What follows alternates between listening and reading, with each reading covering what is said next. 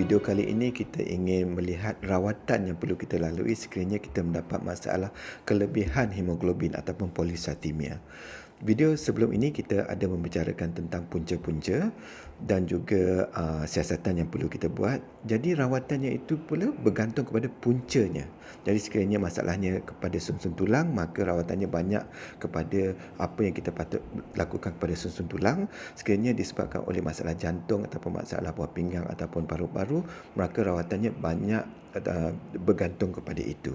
Jadi dari segi rawatan yang khususnya, jadi kita perlu merawat punca apakah yang menjadi reaktifnya. Jadi sekiranya kalau kita ada masalah dengan jantung di mana injap kita agak rosak, maka kita kena pastikan rawatan itu dilakukan. Sekiranya kita ada masalah dengan buah pinggang, maka kita perlu berjumpa dengan nefrologis untuk memastikan rawatannya dapat diberi.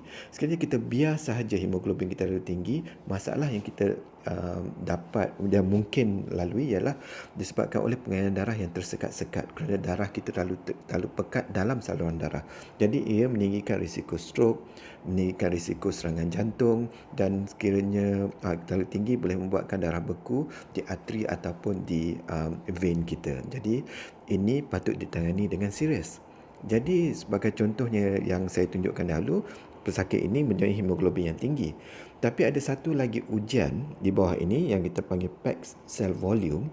Dia menggambarkan kelikatan darah itu. Jadi sekiranya kelikatannya lebih daripada tangga 48%, risiko pembekuan darahnya adalah tinggi. Jadi untuk pesakit ini, nombornya dah 58%. Jadi ternyata sesuatu perlu dilakukan kepada pesakit tersebut.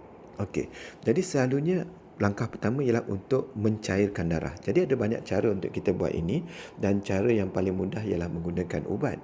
Jadi perkara lain yang kita perlu buat setelah kita cairkan darah ni ialah untuk menurunkan tahap hemoglobin.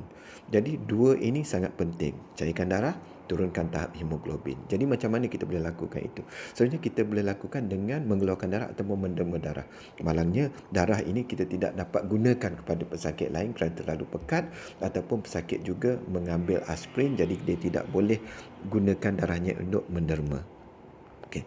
Ubat yang selalu kita guna pakai untuk menangani masalah ni ialah pertama pencairan darah, iaitu menggunakan aspirin, dan sekiranya tahap darah itu terlalu tinggi, kita perlukan ubat untuk menurunkan tahap darah. Ubat yang selalu kita gunakan adalah di antaranya hidroksiurea dan interferon.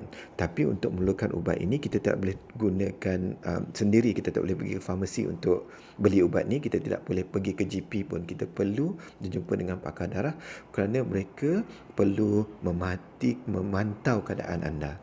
Apa yang anda boleh tolong untuk diri anda sendiri ialah berhenti merokok. Jadi ini sangat penting. Sekiranya anda perokok, anda mempunyai policythemia, anda mempunyai risiko yang sangat tinggi untuk mendapat stroke dan serangan jantung.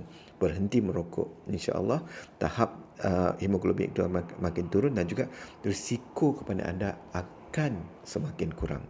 Yang penting sekali, kiranya anda agak was-was ataupun anda risau tentang perkara ini, sila berjumpa dengan doktor anda kerana perlu mereka akan buat ujian darah dan refer anda kepada pakar darah.